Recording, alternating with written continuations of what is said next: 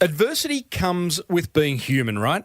And it's certainly a part of being in business. Just ask Damien Lee, who has been diagnosed not once but twice with life-threatening cancers. Instead of throwing in the towel, Damien, an instant noodle addict, launched Mr. Lee's Noodles. And he's never enjoyed life more.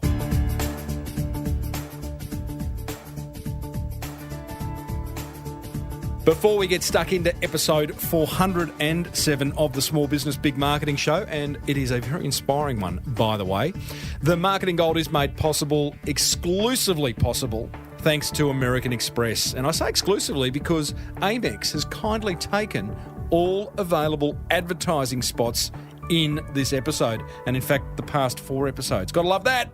So do me and yourself a favour by checking out their suite of business cards designed to meet the financial needs of small business owners just like you. Simply Google Amex Business to find out more. Well, I said, welcome to a small business marketing show, where successful small business owners share their souls to take your marketing straight to the lead. Now, here's your host, Mr. Timbo Reid. And welcome back to the Small Business Big Marketing Show. I'm your host, Timbo Reid. You, infinitely more importantly, are a motivated business owner, and you're ready to crank out some great marketing to build that beautiful business of yours into the empire it deserves to be. Big show today. In fact, inspiring show today. Damien Lee of Mr. Lee's Noodles shares his secret to overcoming adversity in life and in business. Melbourne SEO Services Dave Jennings and I talk multiple traffic sources, and I give away more prizes in the Small Business Big Marketing Monster Prize Draw. And boy, oh boy, am I getting some great letters from you guys. More on that later. As per usual, team, there is Marketing GOLD dripping from the ceiling over here at Small Business Big Marketing's HQ. So let's get stuck right in.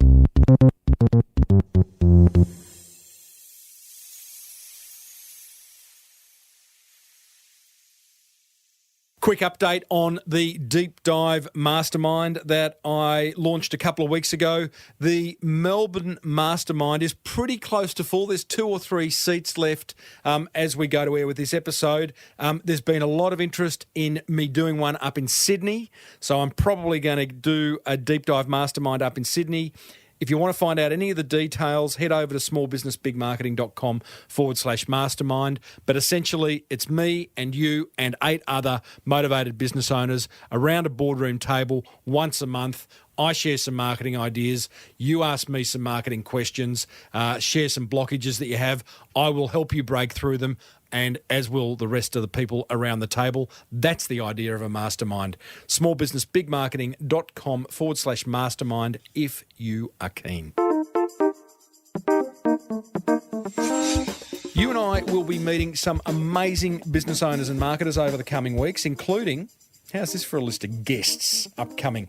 Ex-BBC cameraman Jules Watkins, who's created what I think is the best video marketing course for business owners going around. Had him on about 5 or 6 years ago, getting him back because he's updated the whole thing and it's ace. Sarah Holloway, who is making a mozza from matcha tea, that is. She's got a great online store. She's got a cafe. She's smashing it. Is it a trend? Is it here to stay? We'll find out. And Chris Gray of Your Empire, that's the name of his business, who's figured out how to build a multi-million-dollar business by working smart, not hard. In fact, I spoke to him during the week to do a bit of a pre-interview. He was hopping on a camel in Jordan. Yeah. Okay, but right now let's meet Damien Lee, who was introduced to me by long-time listener Adam Longhurst, who sent me this email. Adam said, "Hey, Timbo." Hey, Adam. A long-time, lifelong friend of mine, we met when we were 10, Damien Lee, would make a great guest. You see, in 2014, Damien was diagnosed with late-stage 4 non-Hodgkin's lymphoma and only given weeks to live. He's still alive. He then wanted to cleanse his life from eating crap, but is a lover of instant noodles. which are full of crap. I put that in, not Adam. So he created Mr. Lee's Noodles. The marketing of this business has been extraordinary. And Damien is an Aussie, but has lived in the UK for the past 25 years. Mr. Lee's are winning all sorts of awards, and I thought of your show immediately. Thanks, Adam. After having battled with non-Hodgkin's lymphoma, check this out, he was then diagnosed late last year with throat cancer. This was another primary cancer, and it is extremely rare for anyone to make it through 2 primaries in one lifetime. I'm looking after their Australasian operations as we are now making these noodles in Melbourne. So please have a look at the videos and the website, and if you're interested, let's make a time to get together. Damn right I'm interested, Adam. This compelling story, great branding. Checked out the videos, checked out the product, packaging. He's got this fantastic distribution model through vending machines. So I thought, you know what, let's get this guy in. Now, a little warning before we meet Damien. He's incredibly motivating as an individual. So be ready to be inspired. I love his attitude towards life and towards business. You know, he did this interview just 3 weeks after having the last tumour removed from his throat, and he had a nasty 15-centimetre scar across his neck to prove it. And by the way, Adam is also in the studio during this interview and pipes in occasionally. Plus, you'll hear me reference one of Damien's employees who sat very quietly in the corner and occasionally got spoken at. I started off by asking Damien what's important to him.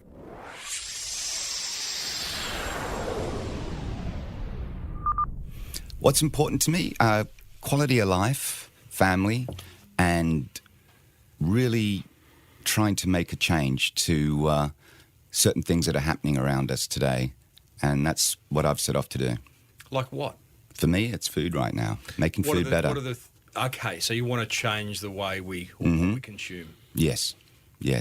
Particularly for busy people, food on the go. I said my story we're going to talk a little bit about today, I guess, is... Maybe. We might get to Noodles. Yeah. I'm fascinated. That's what I'm here for, man. I'm fascinated by your personal story first and foremost. Yeah, but it's for me, it's about just making what I consider to be a fairly nasty segment a little bit better and making people's lives easier on the go. It's a pretty tasty segment. Must be all the bad stuff that makes it tasty. We'll come to that.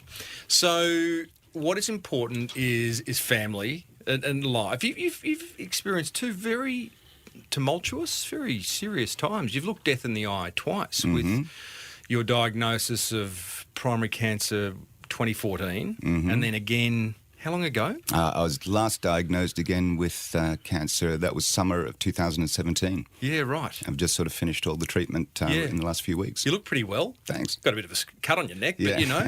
Lost a bit of weight. Right, okay. Yeah, well, I don't know. Yeah. Has he lost a bit of weight? He's starting to eat again. Yeah. He started to Eat again. Right, okay. 20 kilograms. Yeah. Well, if you need any help there, just give us a buzz because I'm pretty good at it. Yeah. What, good cook or? No, good eating, good tooth. So because I guess the question around what's important to you is the fact that some would have given up. Some would have gone, you know what, this business thing's got hairs on it. I've got 2 young boys. I've got a lovely partner. I'm just going to go on a cruise. That's not me. No, for me, it was a red rag to a bull. It was a challenge. And with my 2 boys, I'm a single dad with 2 boys as well, so they live with me full time. So for me, it was about I needed to get over the challenge. I needed to be there for the boys and get through that. So it was just about getting on with it, really. Have you got something to prove? Nothing to prove. I've always been a motivated guy. And for me, it was just about, okay, here's a challenge. It's a challenge. And, a lot of people that were around me at the time going through the similar thing, unfortunately didn't make it. And I felt that they were doing some of the things wrong. And, who am I to judge? But I thought that they could be doing things better in their particular situation. And that was about eating. I changed my whole lifestyle when I was given the first time given the diagnosis. It was about... look, I'm a believer today and you are what you eat, big time. And that was about taking all the sugars, the saturated fats, the nasties out of your diet and getting on with the treatment they give you as well. I went raw at the time, whole bunch of things to just give myself the best chance of getting through it. It wasn't an easy time for sure, but, as I said, you've got no choice. Adam, you're a long-time you've known Damien since grade... Fifth class. Fifth class? What are we dealing with here? Damien is quite a unique entity, Timbo. He's always been a go-getter. I've never seen him use the stop button. And when he was first diagnosed, he phoned me and said, I've got, a couple of weeks to live. No, it's still late stage 4. I don't know what's happening. So I came home and I said to my wife, who has also known Damien for a very long time, and I said, I just have to go to the UK and find out what's going on. So I went over there, and from the moment I got there to the moment I left, which was about 2 weeks, he was very upbeat. He spent the minimal amount of time in hospital that he could, and he just wanted to get on with it. Was he always like that? Always like that. Sorry to talk about you in your presence, Damien. I'm just hoping like it's he's good not stuff. here. Yeah, I'm not But here's the thing. There's a whole lot of business owners listening who are up against it for whatever reason. They may not have been diagnosed with a primary cancer, but they may have lost everything. Who knows? We all deal with different stuff, right? So I'm just trying to figure out what keeps you going. What is it that kind of are you just optimistic in your DNA? Are you? I think so. Look, all my life I've been an entrepreneur. Yes. And I'm sort of a guy. I always say to people, I'm unemployable. So yeah, great. It's the best club, man. It's a great club. So and I think an entrepreneur has to be that way. I think an entrepreneur is never settled. An entrepreneur is hungry. An entrepreneur is out there spotting opportunity all the time. All the businesses I've had over the years, and pretty much a lot of those have been around the world, have been businesses that I've never had prior experience in before. Okay. What? No experience in instant noodles? Outside of eating them, no. And I was always a big instant noodle eater because they were convenient, they were easy to get, easy to make, and tasted good. Yes. Didn't particularly care about all the nasties in them.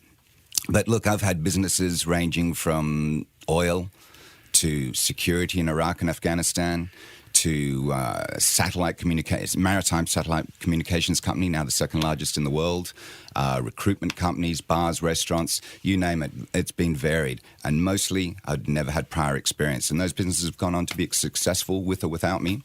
Some have crashed. You've got to have a few crashes in your life. As an entrepreneur, you've got to also have your failures to get stronger and learn. But yeah, it's just in the DNA, I guess. I love getting up in the morning and looking for something new. So it would be fair to say that what you've been through in the last few years, the fact that you're getting up, going to work, creating new things, being that entrepreneur is a major contributor to you enjoying and living life? Yeah. Without it, Yeah. you kind of... Yeah, definitely. Your boys, really?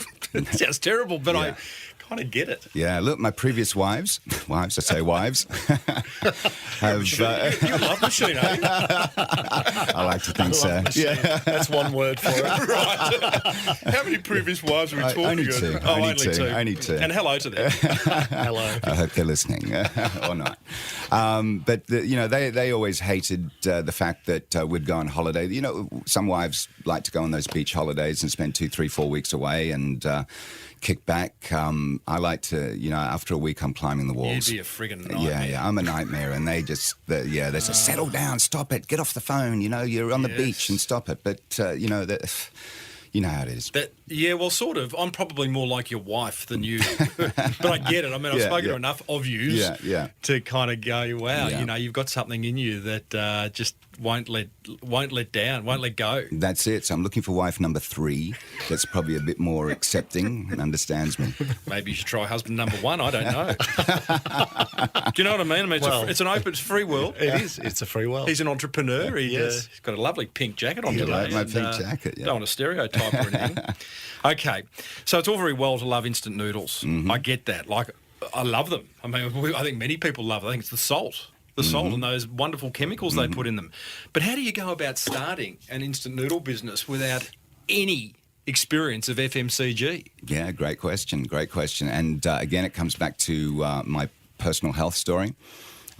Look, prior to actually being diagnosed with cancer, or actually at the time, I'd moved from London and I'd moved down to where I'm currently located in the UK, in a little beachside town in southwest of England called Bournemouth, with a 7-mile sandy beach. That's what attracted me, being Australian. Rocks.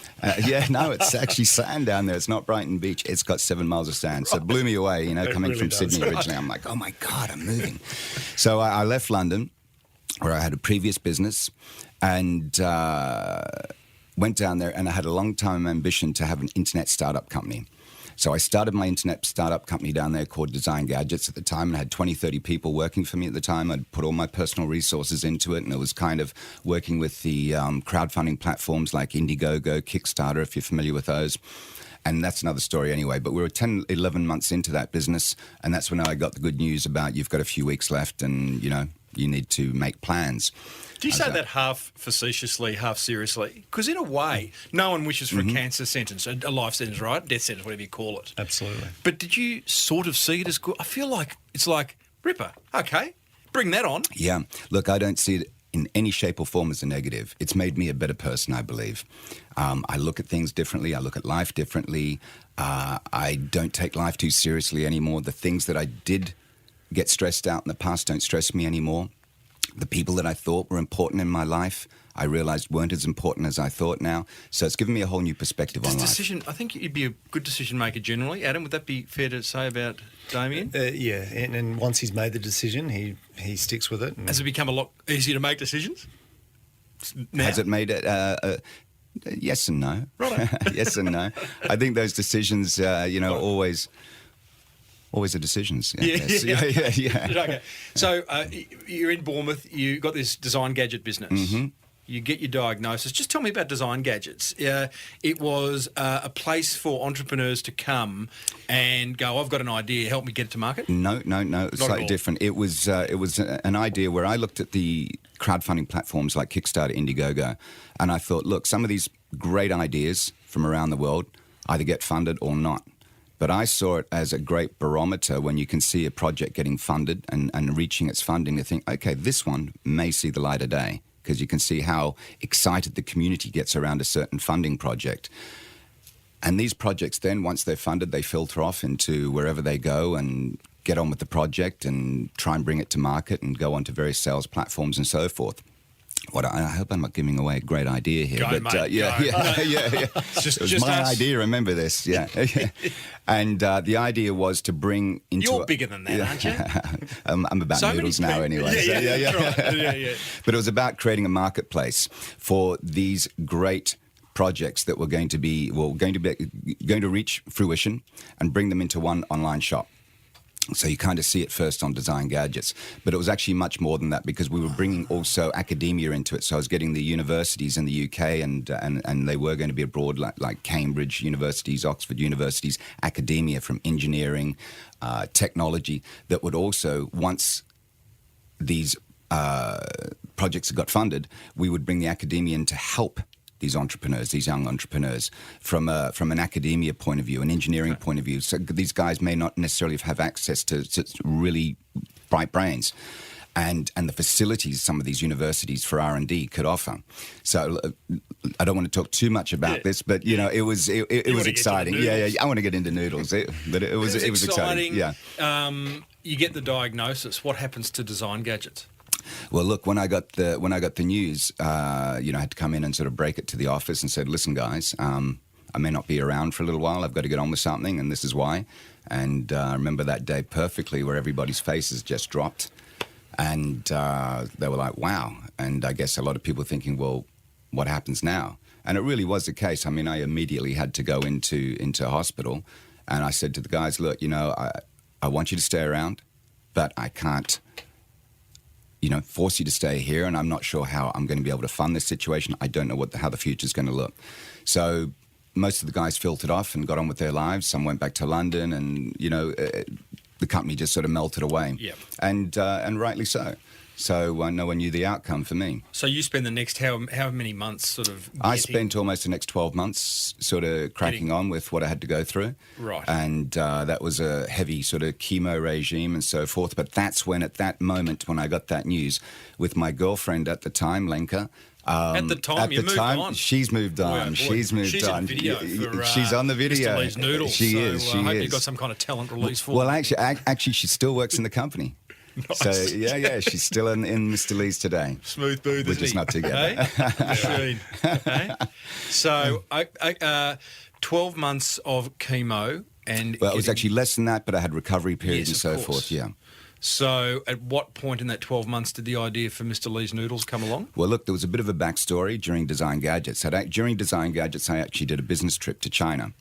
And in China, I met two local business brothers that actually own China's 5th largest instant noodle factory. Hang on, you did a business trip to... prior to being diagnosed. Yeah, Okay. exactly. Yeah. And when I was in their factory having a tour of their factory, I asked one of the brothers, mind you, these guys make 5 billion instant noodles a year, just in the Chinese market. Noodles. A lot of noodles. And I was, I was in one of their warehouses and it was stacked, floor to ceiling with noodles, boxes of noodles. And I asked one of the brothers, the brothers actually asked me first. They said, Damien, we really want to start exporting our noodles to Europe and the UK. Can you help us since you're over there? And I said to the brothers, I said, listen, thanks very much, but I know nothing about retail. I know nothing about noodles outside of eating them. And by the way, I'm busy with my own startup company at the moment, but hey, thanks for the opportunity. And at that point, I asked one of the brothers, just in a bit of a small talk way, I just said, hey, so which is your favorite flavor? And one of the brothers said to me, he said, well, give me a smile first. I thought, okay, yeah. And he said, we don't eat our own noodles. And I went, wow. Yeah. I said, wow, that's exactly what I said. I said, wow, why not? And he said, if you knew what we put in our noodles, you wouldn't too. And I said, you're kidding me. And this is coming from the owner of the 5th largest instant noodle manufacturer out that way.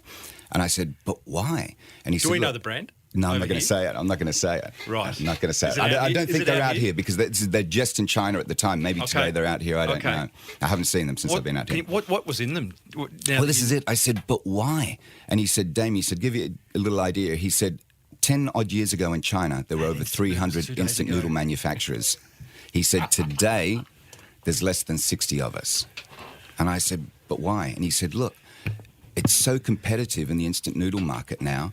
Everybody's competing with each other on margin and whatever, that we're all just dumbing down our product. There's nothing natural in them. We can't afford to put anything natural in them anymore. I was like, wow. So that was a big eye-opener for me because I've been eating instant noodles like you probably since I was a kid. Yeah. And I was like, man, so I've just been putting all that junk into me and, more or less. He said, yeah, we're all doing it. And I was like, wow. So that was kind of the moment that I took away from me when I went back to the UK and sort of just, registered at the back of my mind. And it was when I finished my diagnosis or finished my treatment with cancer. And Lenka and I and the boys, we went away to Greece. It was the first time I could get on a plane. And I just said, yeah, Lenka. Yeah, my partner at the time.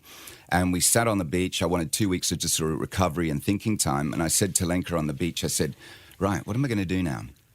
And I'd done a bit of prior research to that on the instant noodle segment because I thought back to the brothers and thought, maybe I need something to do. I've lost Design Gadgets. Do I try and get that going again or do I do something new?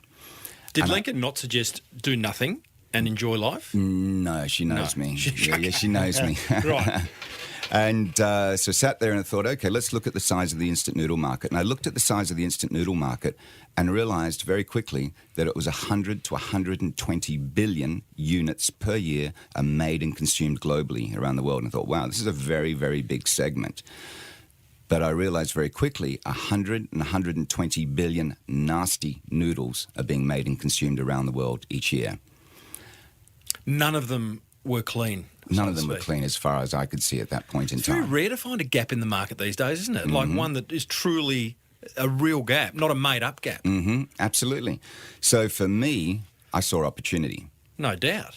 Because particularly about the way my lifestyle was now with the healthy eating healthier, taking all the nasties out of my diet, I thought, man, when they were talking about that big race to the bottom, here's opportunity. I'm not going to do their noodle. I'm going to do my own noodle. Of course. But one that I believe in now, with all the USPs around the product. I'm going to make the world's, as far as I'm concerned, healthiest instant noodle product. The lowest in salt, the lowest in sugars, the lowest in saturated fats, the lowest in calories, gluten-free, and so on and so on. These are the USPs around our product. I mean, well, hey, I love instant noodles. I've got yours in front of me. I haven't tried them. I can only assume. You tell me if they're boring once you try them. Well, no doubt I will. But, I'm just looking at it from a marketing messaging point of view, and I've seen all those messages on your website, and that because instant noodle is like, it's confectionery. It's like it's something that gives you a quick fix, right? And once you remove all those things, I'm going, that's a slow fix. There's no quick fix there. This is going to... So, Greg, do you want to say something? Yeah, so here's the thing, Timbo. what's contained in those pot noodles in front of you Yes. is freeze-dried ingredients, and those freeze-dried ingredients contain all their nutrients. Which I understand freeze-drying is better than dehydrating Absolutely. because Yes. all the goodness goes out. Exactly. Okay, more expensive, I'm guessing. Yes. Yes. Yeah, we lock all the goodness in. Yes. So when you're consuming one of our noodles, Yes. it's a light meal. It's not a snack, See, I can't believe it's definitely not confectionery. I think it's a great marketing. I mean, don't get me wrong. I mean, I love the idea. Great marketing challenge to get all this across. Yes. Because you've only got a page in a mag or maybe 30 seconds on TV. How do you communicate that Yes. to a widely accepted nasty food segment? So we'll come to that. Okay. Do you love instant noodles, Adam? Yes, I do, because... Now or- no, Damien and I, as you know, grew up together. Yes. And Damien's father was from Singapore. Yes. So I used to love going back to their house because in the kitchen there were noodles Unreal. and chili and all the flavours that come out in the wide Asian culinary that we eat today. We were delving into 40 years ago. So back home, were you a Maggi chicken or beef instant noodle eater? I think it defines Well, us. actually, I have to say beef. Yeah, so I was chicken. Yeah. So back to you, Damien. We've got nothing in common, No, Adam. that's it. Nothing. Oh, so you're the chicken I'm man. chicken, right? mate. I'm all over it. Well, I always knew you were chicken. Anyway, yeah, that's right. So, okay. So you have. I've lost my thought. Where were you? Where were we? You're on the beach. You've said Yes, to I was on the beach. partner, Yeah. You're going to do this. So I was going to do this. I said, look, Lanks, those guys that are in the whole industry, as far as I was concerned, was in that race to the bottom. From what my bit of research I did and can see what was going on and knowing what's on the supermarket shelf anyway for years and years, it's pretty much the same product in a different coloured box. And a race to the bottom in terms of pricing. Pricing. And in terms of ingredients and pricing, the whole lot. I said you could pick up 10 different offerings in the supermarket today, 10 different brands, open them up. It's all a very similar offering. There's nothing new. There's no uniqueness as far as I'm concerned. So I thought, opportunity.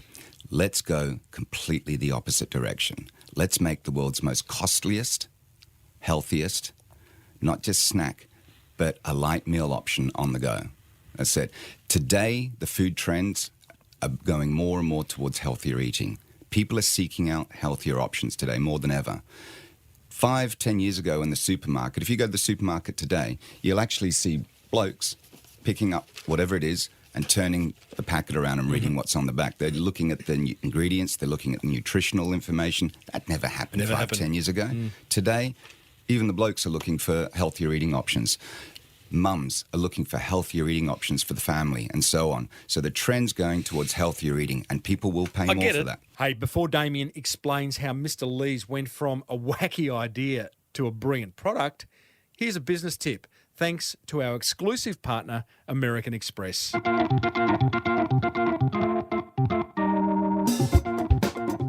Here's a money-making tip from American Express member and Four Pillars Gin founder, Stu Gregor.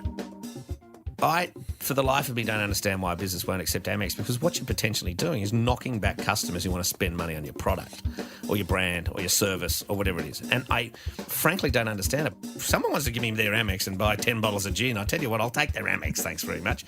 You're potentially also denying yourself a big chunk of corporate business as well. You know, because a lot of sales guys, a lot of guys, I know me in my own business, I use Amex. And if I go to if I ring to make a booking at a restaurant or a bar or something, I say, do you accept Amex? And they say no, I go somewhere else. So they don't even know the business they're missing out on. It beggars belief. And I often find myself having these rather awkward conversations at the with a shopkeeper or a bar owner or a restaurateur saying, why wouldn't you take it? I'll pay you the extra. I'll pay 1.5, the credit card service fee or whatever you want. Take my money. It's Business 101, really. Make it easy for people to give you money.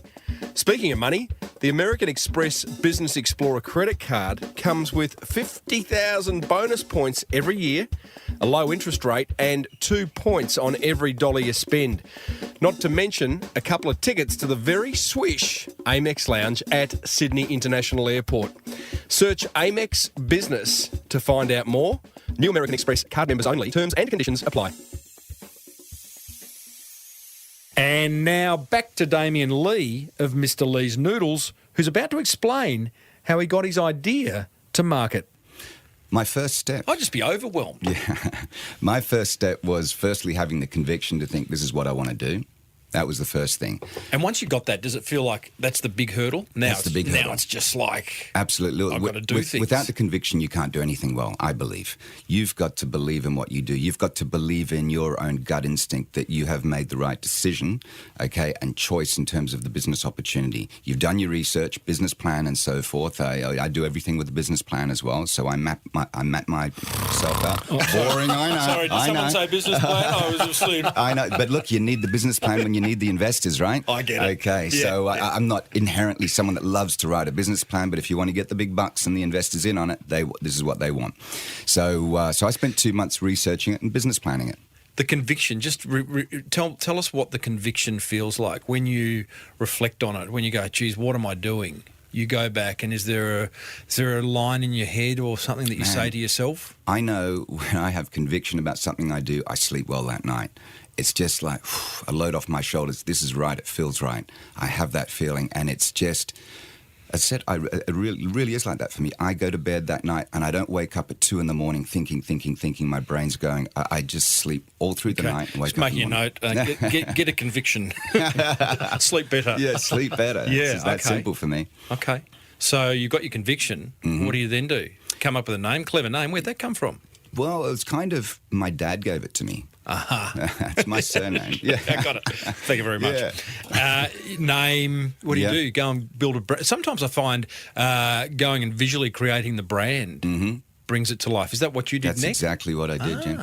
So, look, how I pitched and marketed this, there's a bit more to it. But look, Go for it. It was, let me just take one step back. So when I came up with my idea of how I'm going to do it and what I'm going to do and the ingredients and so on and why my product was going to be different to what's out there today, it wasn't good enough for me just to have a food product. My whole business strategy was not the supermarket first. Okay? And people are like, what do you mean not the supermarket first? If you create a product or a food brand, all you're trying to do is get on the supermarket shelf, right? Wrong, okay? How was Mr. Lee's going to compete with 20 other household brands on the supermarket shelf, costing 2 times, 3 times more than a household? You've got Sui Min and all these other brands here today. These are significantly more expensive. How would we ever have a chance against the big Unilever budgets and so on? So my strategy was to find a different route to market. So we're not just a food business, we're a food tech business, and I'll come to that in a minute. So that's how I describe Mr. Lee's Noodles, a food tech business. It's about finding different routes through the soft underbelly, okay? The soft underbelly for me was the travel industry, the hotel industry, okay? The tech side of our business, and what that is I call it noodle kiosks. A lot of people will call it vending, okay? Creating our own vending machines for our noodles, noodle kiosks, which we've done, and it's our own IP, and we can talk about that in a sec if you like.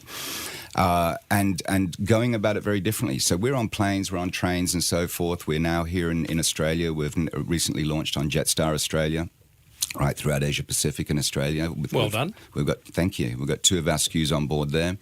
And we're over here right now, speaking to similar organisations right now to continue our push into the Australasia region. Virgin Australian. I won't confirm or deny that. I love it. Love it. Early days. So, okay, I'm still on the beach. You're still recovering from chemo. By the way, we are talking to Damien Lee and Adam Longhurst of Mr. Lee's Noodles. Adam being the General Manager of Australia. Head of Australia. Head of Australia. Head of Australia. Yes. Australia. Hard to get a word in with this bloke, isn't it? It is. He talks a lot. Feel free to jump in. That's okay. 'Cause I know I'm be missing things along the way. It's an incredible story. You're on the beach, instant noodles, clean, food tech company. We're not going to go through supermarkets. We're going to go through. We're going to have a vending machine, kiosks, coming together. You get a brand done. Looks good. You get excited by that. Yeah. Yeah. You haven't got a product yet. Haven't got a product yet. So You've got all these. Seriously, did you have all these other this ideas product lined was all up? in my head. Okay, Right. this was all in my head. My whole my boring business plan. Okay, but then I thought, Actually, sorry, Dan, it wasn't a boring business plan. He emailed it to me. He said, have a look at this, see what you think. And I said, yeah, this is a good business plan. What was good about it? Was it short? Sort of page? It was relatively short. and it made a lot of sense. 60-page short. Because it's what you call a white space. Yes. And it's definitely a white space in the FMCG Because category. how long ago did you get the business plan? It must have been like 2 years ago, right? 2015. Okay. You're running a leather importing A leather business. importing business, that's right. Yeah, exactly. Maybe looking for another exciting opportunity? Yes. My other business has been going 20 years and it's still going, and that's very successful. And it's a case of working with a guy who I've known all my life. You believe in him? We've had a lot of fun together. We've had a lot of fights together. But in the end, we're like brothers and very close. And it just made sense. What he pitched to me made sense because I've been a Noodle fan all my life as well. Yeah, right. Especially for something on the go because, like you, Tim, we're busy people. I'm not busy. Look at me. I'm just sitting back here having a chin wag. It's the life. Okay. So are we now sort of getting close to maybe putting a product together? Yeah, well, the next step for me was it's great me having the conviction, but it's about convincing other people, hey, there's an opportunity, a good idea too. So the next step was to create the visuals of the cup, the pot, the tub, you call it in Australia, the noodle kiosk, and making these as sexy as possible. Yeah. So I created the visuals, created the brand, created the packaging on these visuals, which has looked nothing like what they are today. It was completely different. Did you outsource this or did you get the pen and paper out, the Derwents? Say again? Did you outsource the branding, the design? Or did you have someone do it in-house? No, it's all done in-house. Really? Yeah. We do everything in-house at Mr. Lee's. I like that. But I back like to then you bring- didn't have it in-house at Mr. Lee's. No. Or that actually, at that point when I was doing it from my kitchen table, at that point, it was literally going out to 99 Designs, if you know that online. Well, yeah. Yeah. Design Crowd is the sponsor of this show, but I'll go with 99 Design. It's okay, Timbo. I've used Design Crowd. Thank you very much. There you go. Mate. There you So go. have I heard they're brilliant. Yes. Yeah. Why didn't you use them? Yeah. So, wow, you just gone out to That was it. crowdsource your designs? The designs, came back, selected one, and said, right, this is the one I'm going for. Obviously, I sort of said, this is what I want, this is what I'd like to have, and picked the finished design. Then I went into the market to start pitching. And I thought, let's start at the top and work our way down. I've always believed in that, work your way up. You start at the top, work down. And in the UK, there's they're in fact a global organisation, is a company called Compass Group. And they were my first pitch. And Compass Group is the world's largest contract catering company and the world's largest company probably most people have never heard of. Mm-hmm. Okay, they employ over 500,000 people globally. In fact, since we're in Australia, the recent seaplane crash that happened, yes. That was the CEO of Compass Group on board that. So... what are they, a catering company? Contract catering company. Catering so company. So if I'm an airline... Compass, do my catering. If Well, I'm a university. University, exactly. So you've probably eaten in the Compass Group establishment so many times you don't even know about. They operate under many different brand names. In education, it's Chartwells, for example. They have lots of different brand names. But they look after, defence bases, sporting facilities. How do you get a meeting with Compass Group? Through my local university. Because I had my local university sort of in Bournemouth University, sponsor my idea and the whole idea. They knew me from Design Gadgets. No doubt. And I said, look, I want to get your contract catering company here at the university. And being naive and new to the market, I said, I want to put one of my vending machines when they're ready into your university and pilot it and trial it up. And they said, look, Damien, we love the idea of your healthy noodle and vending machine, but we don't control our catering here. I said, why not? It's your university. They said, no, that's Compass Group. And that's what I said, who's Compass Group? And they said, well, the world's largest contract catering company. You know that naivety, isn't it wonderful? It's wonderful. It's hard to maintain because now you're 2 years into Mr. Lee's Noodles and you kind of know stuff and you can't be naive anymore. Is that annoying? Well, I still like to be naive. Act naive, yeah. And I still like to employ naive people. And actually, that's always been one of my USPs around my businesses. Naivety? Whenever I start, yeah, absolutely. And I never, and this is interesting, but I never in the early days of my businesses never employ anyone from the industry, whatever that industry is, because I don't want that Damien, this is the way it's been done for 20 years, Yes. and I don't want them throwing that at me because I want to have that blue sky thinking. Love it. I don't want to be boxed and thinking. So that's how you maintain naivety. Absolutely. Don't employ from within. Don't employ it from within. We will eventually get to that point where we have to, but we've already got that framework set up. So you get a meeting with the Compass Group naively through your contact at the university. Yep. That's a big meeting because, as you say, you start at the top, not one you can really stuff up. Absolutely, absolutely. What did you want from that meeting? I wanted them to agree that they would take Mr. Lee's Noodles vending opportunity and put it in that university to You haven't start got a with. product. I haven't got a good product. I had visuals. So you got a So I visual got the meeting, brand, yeah. you got a name, Yeah. you've got an idea, you got a 60-page business plan. But So I got the that meeting. could be okay. I got the meeting, and never forget him, Ricky King. He Old became Ricky a great, King. yeah, old Ricky King. He became a great sponsor Sounds of the like brand. a 50s Yeah. pop star. Yeah, I know. So Ricky sat me down, and he said, okay, listen to me. And he said, and he ran the contract catering part for Bournemouth University for Compass.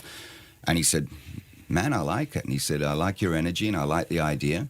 And he said, you remind me of another guy that I gave a start. And in the UK, that I don't, they're not in Australia yet, but it's another brand called Jimmy's Iced Coffee. And he's a local brand owner near Bournemouth, where I'm from as well. And now it's going global, this brand, and it's an iced coffee. And Jimmy got his start when he actually came out to Australia a few years back, and he went surfing around Australia, and he kept having iced coffees. You know, iced coffee's everywhere. It's normal in Australia. It wasn't in the UK at the time. So he said, man, I love this iced coffee concept. I'm going to take it back to England. And he did, and it's called Jimmy's Iced Coffee. And that brand's just this really cool brand over there. And he said, I gave Jimmy his start by getting him onto the university. He said, I'm going to have the pleasure to one day say, I found Jimmy's Iced Coffee and I found Mr. Lee's, because he said, I think this is a great idea. And I said, great, so when do we start? And he said, well, it's not that easy, Damien. You've now got to get through corporate and head office. And I said, how do I do that? Yeah. Yeah, And he said, like that's a meetings long old, palaver. that's a long-winded plans. process. Business plans. Yeah, and I was like, oh, boy. And he said, but you've got product, right? And I said, well, not, yeah. Kind of. Yeah. So he kind of cut me some slack, and he I sort of cleaned. I told him exactly how it was, and he said, Damien, you're going to have to get some product together and whatever. How's your vending machine going? And I said, well, that's kind of not quite it's underway. Yeah. So we bought time, and actually to get the meeting at head office took me 5 months anyway, just to get through that paperwork and process. But he said there's something coming up in Compass Group. They have the Dragon's Den equivalent. You got the Dragon's Den out here? Shark Tank, yeah. And he said every year, Compass basically give young startup companies, they select 4 or 5 each year, and you come in and pitch to the senior management. He said, I'd like to put you up for that. And that's 5 months down the road. I thought, brilliant. That gave me the breathing time to get the product ready. And we went on and pitched, and we got 4 yeses. And Compass agreed to say, we love this concept, we're going to give you a shot. Is that Video I've seen on YouTube where people you're pitching to people? And Yeah. It's actually okay. on YouTube, yeah. Okay. So that was the pitch. Hold that thought. Is your mouth dry? Do you need some water? Yeah, I've got some, that's here, I've got some. Charlie, I'm going to get you to do this, mate. So we just keep the interview going as it would. Here's my pass card. The kitchen is where you were sitting. There's a cup. Thanks, Yeah. mate. There you go. I'm very quick. I mean, 3 weeks picked up. after a pretty serious neck operation. Yeah. For those listening, if anyone is, I mean, you've got a cut of what, almost 15 centimetres around your neck. From my back of my ear down to You all good? all good. Okay, All great. Thank you. Yeah. Machine, Okay. eh? I'll be lying on the floor by now, Adam. Well, I won't tell you what my wife calls him. Go on. Go on. Yes, you She can. calls him the cockroach because you can't kill him. Can't kill him. The roach. The roach. Bless her. I love it. Bloody. So, wow, that's good. You know what? What's so many learnings there, Damien? But the reality is, you look at that meeting at Compass and go, well, it's 5 months even to get a place at the table, but.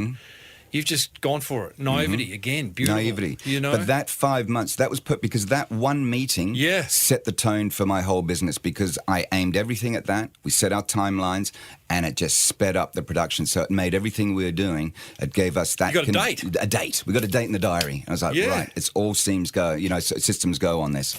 And it was brilliant. And then the momentum just started snowballing along that 5 months. What did you do in those 5 months? Did you literally get as much?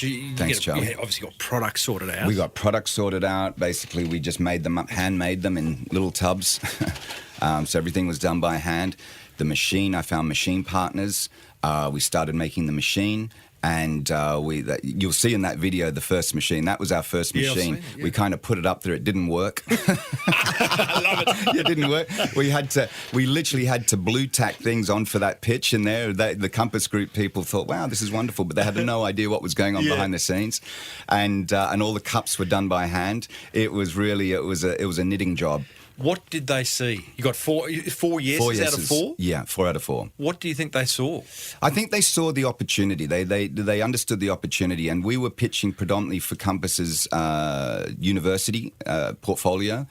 We wanted their defence portfolio as well, and they saw the fact that a lot of people are eating noodles nowadays, and they saw the fact that there's no healthier options out there and high quality options. And they were trying. I think they were trying them. They were testing them, and they okay. loved them, and they thought that was great. We also had, one of them was the head of nutrition for Compass Group, and they were quite keen on our nutritional qualities and values and so forth.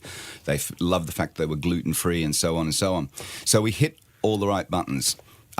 We also had one of the guys that were responsible for vending in there. He was a bit more dubious. I guess he'd been 20 years in vending, so he's seen it all. So he didn't get my vision of the way vending should be. Mm-hmm. The way I see vending as a dinosaur industry. I do too. It's horrible, man. And that's what I saw. And being naive, I didn't understand vending, so I created my own vending machine the way I thought they should be, the way technology is today. Vending to me is a very dull experience. You go to a vending machine, you drop your $2 in or whatever it is, out pops the product and off you go. There's no engagement, there's no experience at that vending machine.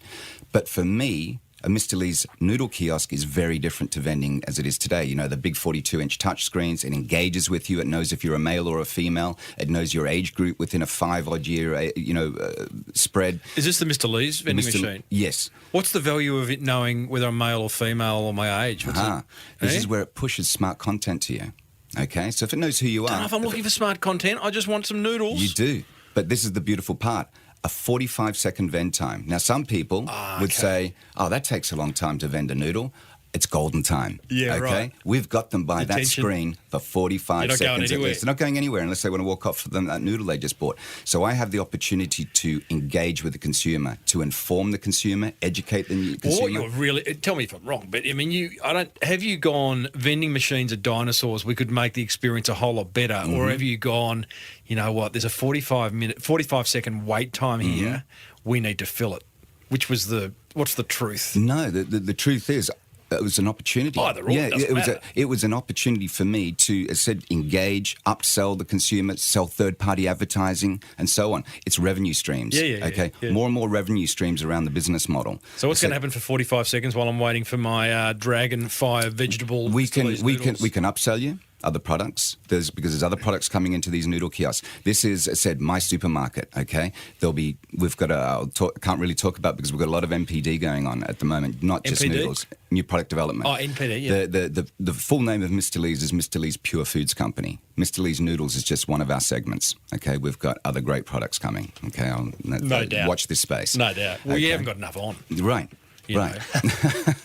Not much to do. So the whole vending kiosk is our supermarket shelf. So you'll be able to buy numerous products, meal deals, and all sorts of things going on in there. But we don't have competition around me. We lock real estate for 3 to 5 years with a Mr. Lee's Noodle contract. 3 to 5 years is a long time. Valuation for a company when you have hundreds, if not thousands, of these machines around the country in universities, defence force bases, hospitals, corporations becomes a very, very valuable proposition.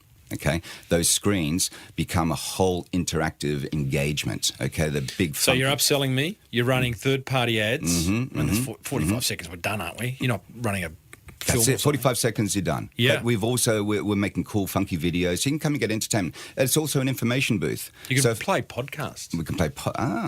Tim, yeah. Let's write that down. You Look, we're only limited by your imagination on what we can do on that screen.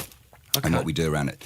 It talks to you, all sorts of things. We've got an app going on, so you'll find a Mr. Are Lee's these Noodle live kiosk. now in the UK? In the UK, yeah. We've finished our pilots, which have been with Compass Group, which have been regarded a complete success. We're now starting our rollout plan from April. In unis and Defence Force and supermarkets. And you are in supermarkets Yeah, we will now? be launching in supermarkets in April.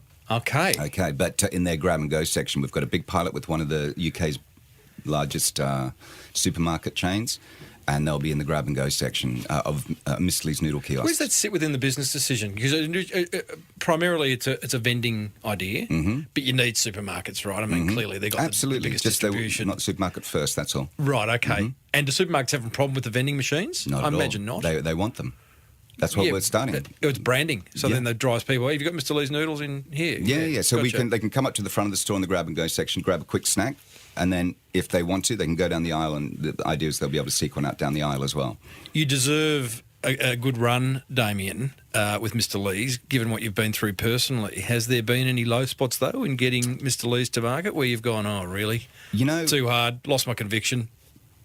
Great question. And I often say to the team and people associated with Mr. Lee's, I can honestly put my hand on my heart and say I have never had a business, been involved in a business, that every single door we knock opens. It's unbelievable. We've had the most incredible ride and journey so far that I'm blown away myself. I often wake up in the morning or at night and pinch myself and say, is this really happening?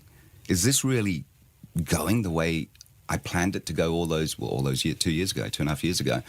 It's just going better than I thought. And I'm just kind of waiting for the big no. Have you seen this, Adam? Are you like everything's, absolutely. I mean, the we Midas touch. we had a meeting with one of the large supermarket chains in Australia last week, and they were overwhelmed by the product because when you open the product and you pour the water in, there's real vegetables inside. There's real meat.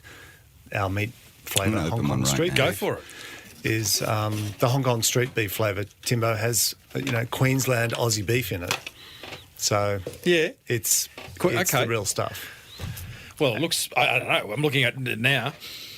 I have to try it. You have to try it to know. Okay, so do you think then, Damien and Adam, that this amazing run that you've had is because your conviction is so strong, stronger than anything else you've ever worked on? With respect, do you think people are showing empathy? Or although I wouldn't have thought so. When you at that level, people don't have time for empathy. They don't have time for empathy. Not at the highest levels. Sad, isn't it? But that's true. But they don't have time for empathy. I mean, business is business at the end of the day. Do you play, and I'll preface this by saying I worked at a charity for a couple of years. I left advertising and had to cleanse my soul. And going and speaking to corporates, we would start off with the story of a young person who'd been through that charity and had developed... I mean, we played that card, right? Do you play the cancer card? I don't play the cancer card. It's a real story. It's really why the brand exists today. It's my personal story. Yes. But I don't use that as a tool to, please, Sure. humble supermarket, take this in. It really is my conviction because of what I've gone through. And I said, there's many people that are going through similar things that I've gone through, whether it's cancer or whether it's something else. It's about what I want to do is also help inspire people to get on with their dreams. It's never too late, no matter what you're told or what the news is right now. Get off your ass and follow your dreams. So I want to also inspire people beyond just trying a Mr. Lee's Noodles. It's about my own personal journey can also be yours too, It's not about me. It's about all the people that have joined this brand, and there's a lot of people. There's 20-odd people now in the brand today. There's a lot of other people that have invested into this company as well. I mean, we're private equity backed now. So it's not just a bunch of guys. Wrap some numbers around Mr. Lee's two years in. 6 SKUs, a great contract with the Compass Group and unis and wherever else, kiosks. You're in supermarkets now. You're on Jetstar. Turnover, what can you tell us? Can you just put some numbers? I don't, because I think that'll give the wrong perspective of where the business is right now with turnover, because when people talk turnover right now and, people talking tens of millions, we're not in those tens of millions yet. We're certainly in that direction very quick because we only really launched just last summer. Okay, and you're only in the UK. We're in the UK. We're here in Australia. We've launched into Denmark, Scandinavia now, and hotel chains as well. All through Compass? No, different organisations. Right. So we're in Compass is just in the UK at the moment. So we're with train networks in the UK. We're on currently on 2 big national train networks in the UK. We're about to roll out into 3-4 more. We're about to launch in a big European airline in April. We've got the supermarket. So it's incredible, really. I mean, there's some big contracts there. Big contracts, yeah. You don't have a big advertising I'm sure you're not running TV commercials Not at all. or big Not at all. double-page spreads in magazines. Not at all. You are walking to these meetings, I'm guessing, with very little brand awareness. It's not as if, the guy from Mr. Lee's Noodles coming. No, like, again, with respect, probably they don't know Mr. Lee's Noodles until you get there, right? So, how? Yeah. Look, the way... Look, What's my question there? we had a £100 marketing budget, more or less. That's what we, as a young startup company, that's it. You got £100. Okay, Yeah. what do we do with it? Yeah. How do we make that stretch? So for me, it was about building profile. Okay, so and not going into the supermarket first was part of my strategy. When you go into the supermarket first, it's a very different marketing approach because you've got to reach the consumer. So going into the B2B market first, okay, when I'm talking the airlines, getting into those guys and convincing them this is a product that they should have on their trains or airlines and so forth was a different sort of strategy. It was actually a cheaper strategy than going to try and reach 20 million consumers, which is a much more sort of scattergun approach. So it was about building profile for the brand first. And what I mean by building profile, that's winning awards and so forth, having the industry sponsors that say, these guys are doing something different. Wow, they're the winner of, best new startup. We've won, I can't even remember how many awards at the moment in the UK. I mean, we are in the startups. So it's an active strategy for you. Active strategy. To enter awards. Enter awards. I think it's a great strategy. I don't think enough do it. Yeah, exactly. Look, we just won, just before flying out here 2 weeks ago, we were in the UK, one of the biggest awards is called the Health and Vitality Honours. And Health and Vitality Honours is an annual award system for food companies that are actually trying to do better, to whether it be reducing sugar in their product or making healthier food and so forth. And we were the finalists 2 years in a row now, and in January we were finalists for a Product of the Year for best new product. And the other guy that we were up against was Coca-Cola. And you think, you're thinking Coca-Cola, how is Coca-Cola healthy and da-da-da-da? Why are they even there? But they were there for Coke Zero.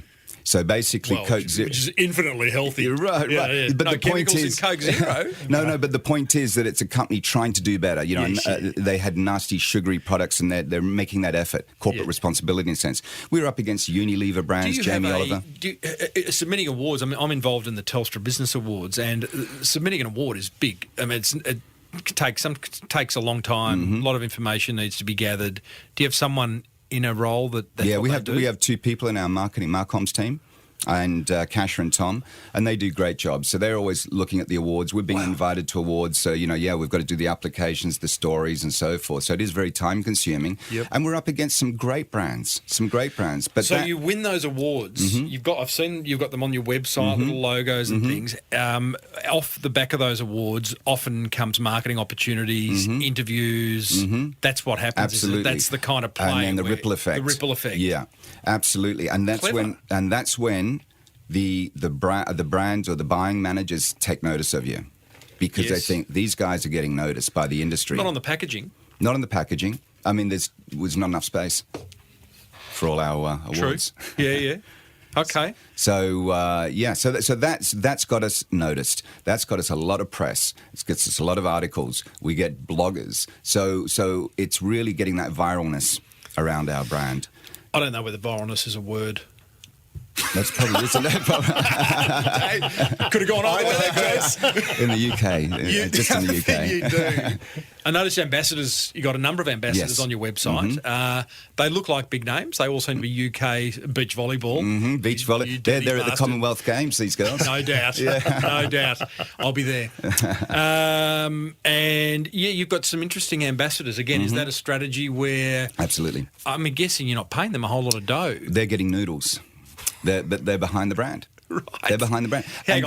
How do you say to a Commonwealth Games beach volleyball team who are very skilled, who have probably got some pretty big sponsors throwing them a bit of dough, can we use your brand, your personal brand? Use their bums. And your bums. Yeah. And we'll give you some noodles. How does that conversation work? They're going to go, "You kidding, mate? They're worth like 20 cents." They love noodles. People yeah, love they free love stuff, noodles. don't they? Yeah, They they do. love noodles. They do. And there really is, and I'm sure it's the same in Australia, and we're starting to find out, but really in the UK and Europe, there's this big sort of startup spirit that people are getting behind the underdog, the small startup brands. People are not trusting the big Unilevers and their food products anymore. They want to see the small guy do well. So they get excited behind the story and the journeys of these startups. And we're no different. And people are really, we've been amazed how many people are getting behind the Mr. Lee story and what we're trying to do. There is a great saying, people these days buy experiences, not brands. That's it. And I think the smaller guys are offering better experiences, stories. You know, your story is a very genuine, real story. For a big brand to do that, they can't. Like Coke can't go, "Oh, you know, Johnny Smith in our sales team, you know, has got a story. Can we tell you?" You know, it's not going to work. But when the founder has a story, and That's one of the unique things about the Mr. Lee's brand, which is what attracted me into it, is that there's a genuine why in marketing terms, a genuine why about the company, and there's a lot of heartfelt drive behind Damien and everybody that Damien's employed and working with inside the Mr. Lee's brand. no doubt. Yeah, and that.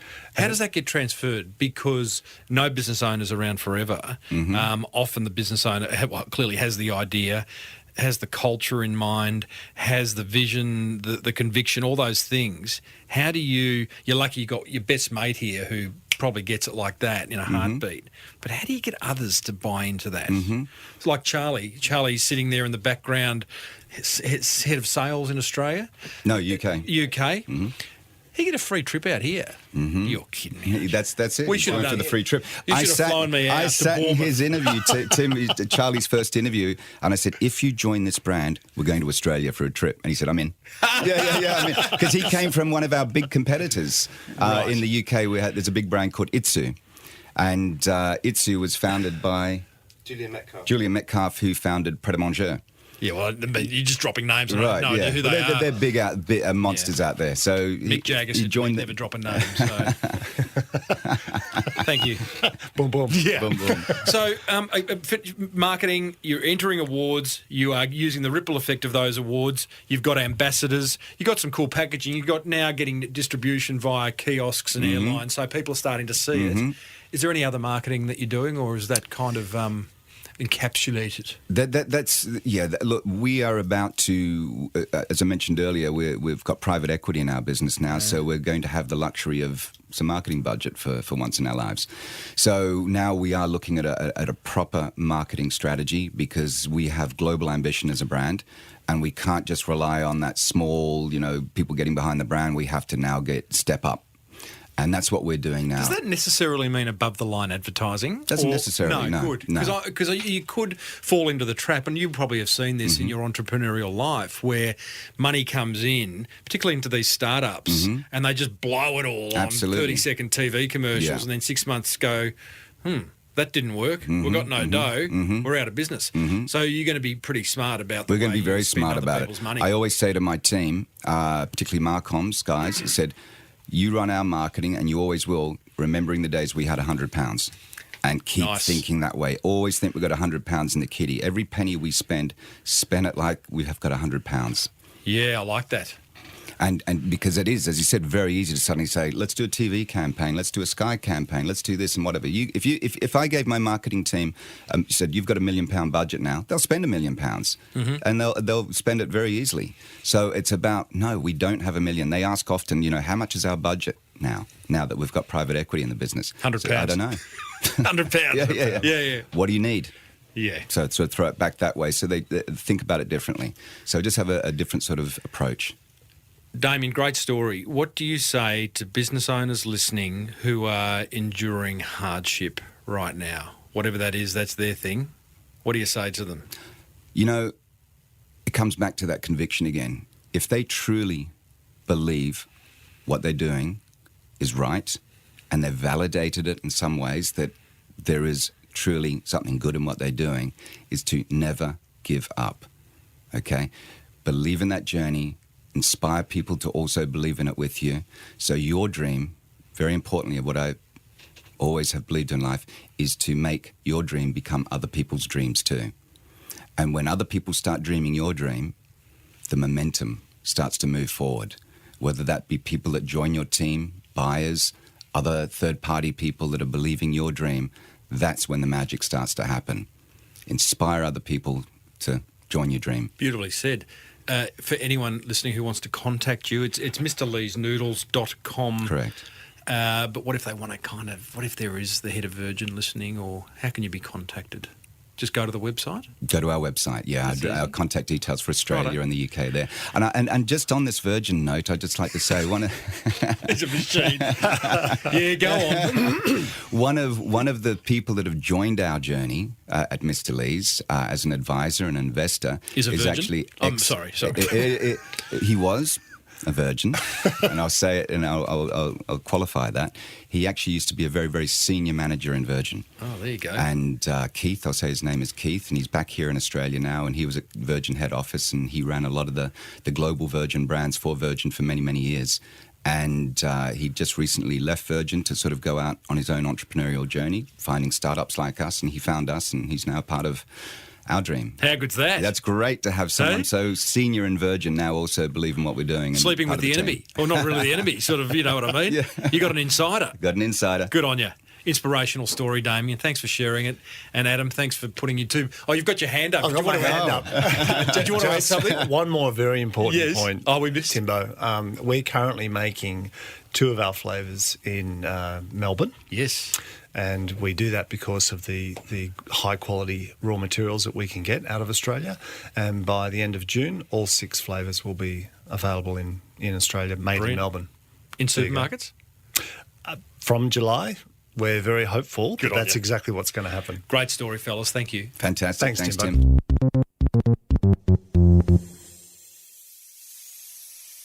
Well, there you go, team. Damien Lee of Mr. Lee's Noodles.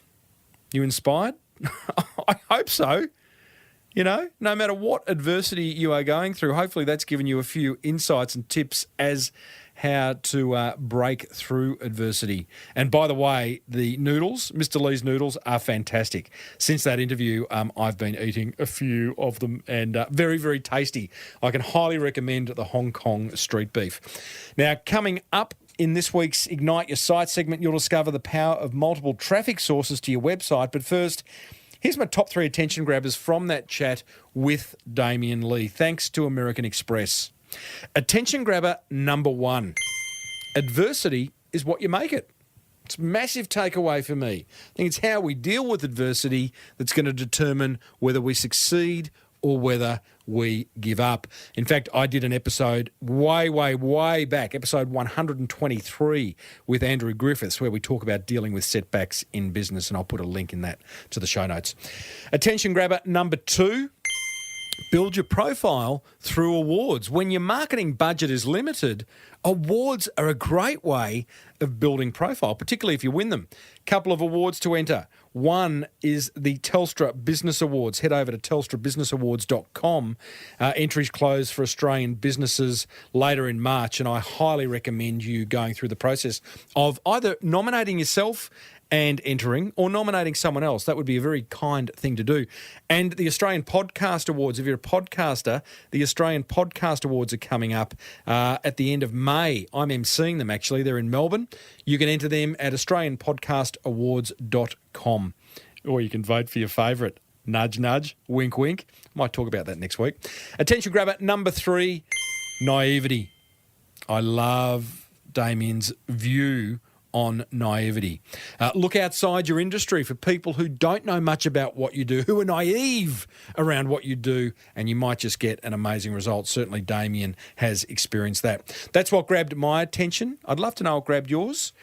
Head over to smallbusinessbigmarketing.com/407 and let me know.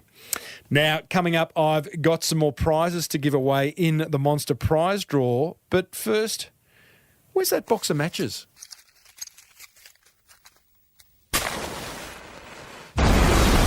Ignite your site.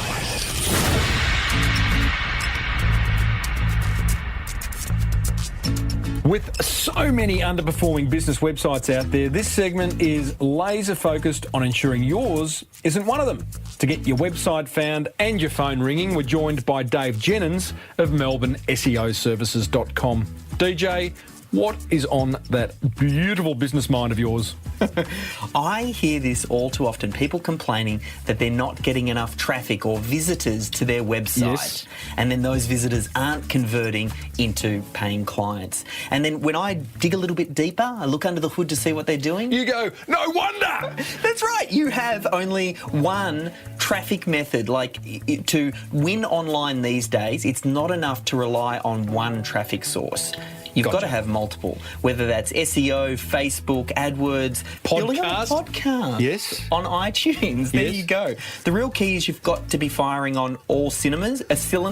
And I know that sounds funny coming from the SEO guy, but for me, I'm more of a marketer. It's just about how can you get great quality leads at a great price from multiple different sources. Cinemas could be another traffic source. You could run ads there. So, Do people still go to cinemas? I don't know. Okay, so great tip. Yes.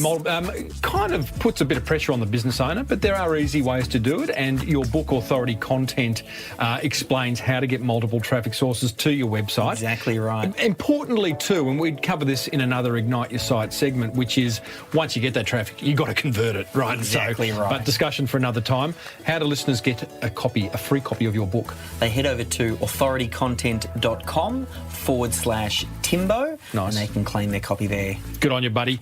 That is just one more way to Ignite your site. Come on down. It's Timbo's Monster Prize Draw. I love that intro. Come on down, all right. It is time to give away some prizes. Now, I've got to say, the Monster Prize Draw segment, this segment is not just about giving prizes, although that's what I absolutely love doing. But the emails I'm getting from you guys are just brilliant. They give just fantastic insight into what you're learning from this show, what you're implementing, and what you're getting as a result. So I really appreciate that.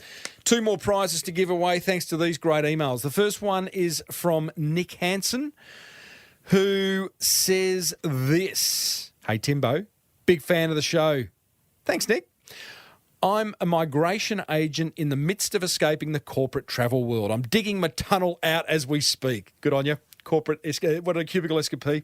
At the moment, my business is a side hustle, but I'm hoping to make it full-time in the next 12 to 18 months. I've been in business for just over 2 years and have been listening to your show for most of that time.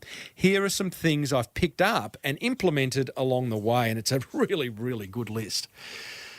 All right, let's work our way through it. Focus on the client.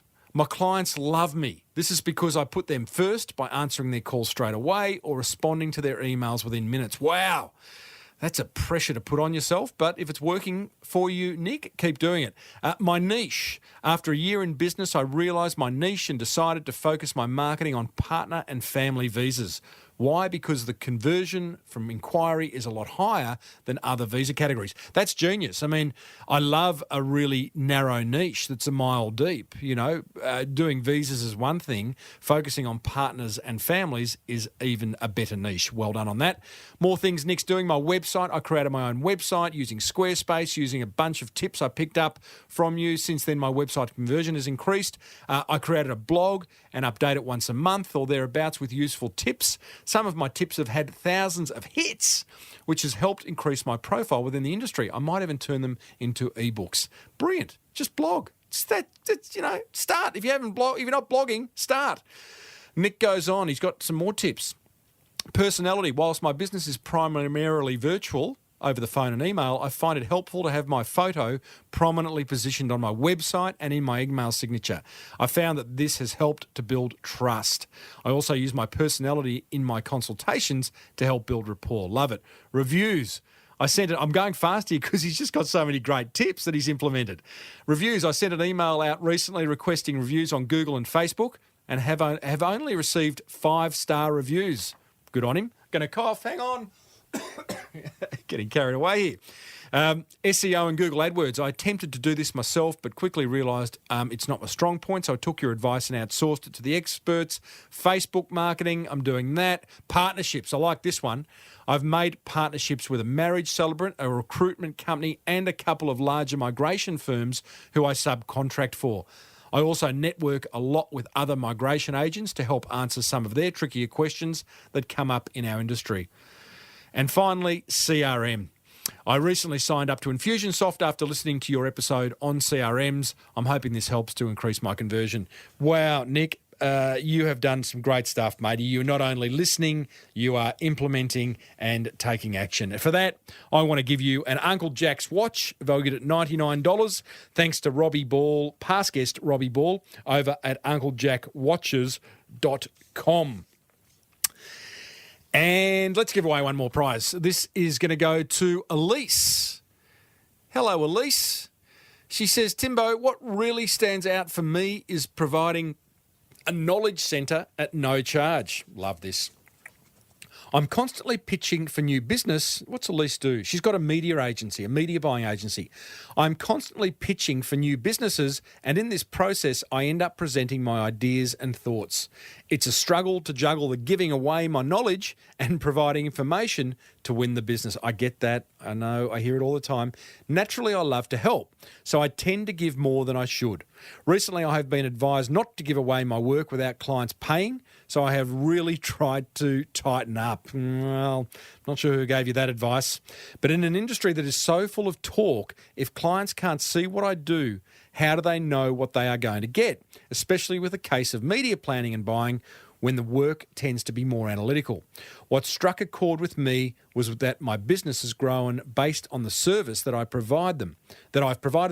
I started this business to provide a different service level than the big media agencies, and what I really love is making a difference to the businesses and brands that don't have huge budgets and just need a helping hand decoding what is really most important to them.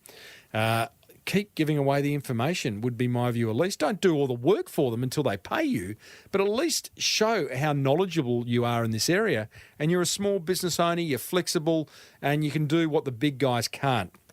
Elise goes on to say, so I've gone back to providing information without putting a price tag on everything, and I actually feel so much better about doing it this way.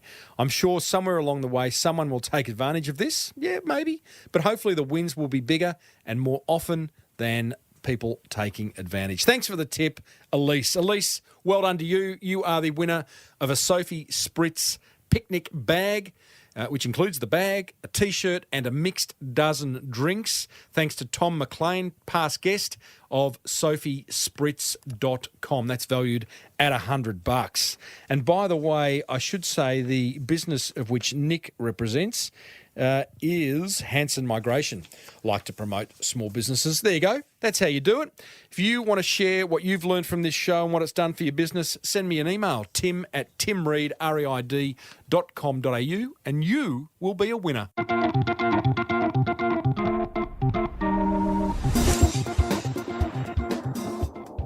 Hey, you and I cover some serious marketing ground in this show. Don't you agree? Have you listened to the chat I had with Nick and Lucas, the founders of Orange Sky Laundry? They are last year's Young Australians of the Year, thanks to their brilliant initiative, which involves washing homeless people's clothes. And since I've interviewed them, they've also launched a trailer that includes a mobile shower so that homeless people can have a wash as well. That's a great interview. And on a completely different topic, what about the episode where we caught up with Nigel Godfrey, the owner of Miss Universe New Zealand franchise? He'd made the bold decision to remove the bikini section from the contest. Didn't remove the bikinis, the section. You with me? And he's never looked back. You'll find those interviews plus hundreds more over at smallbusinessbigmarketing.com, or you can subscribe free on your favourite podcast app, which means that you'll never miss another episode. I'd love to hear from you. Hit the contact button over at smallbusinessbigmarketing.com, where you can email me, connect with me on social media, and you can grab a signed copy of my book, The Boomerang Effect. You'd like that, wouldn't you? A lot of people have bought it. A big thanks to American Express Business Explorer card for exclusively sponsoring this episode and the last 4. If you love the idea of your business expenses rewarding you, then search Amex Business to find out more. Speaking of love, if you love the Small Business Big Marketing Show, then let another business owner know about it by grabbing their phone and downloading it for them. Do it 3 or 4 times a week. That'd be really appreciated. Until next week, I am Timbo Reid. Thanks for tuning in. May your marketing be the best marketing. Bye for now.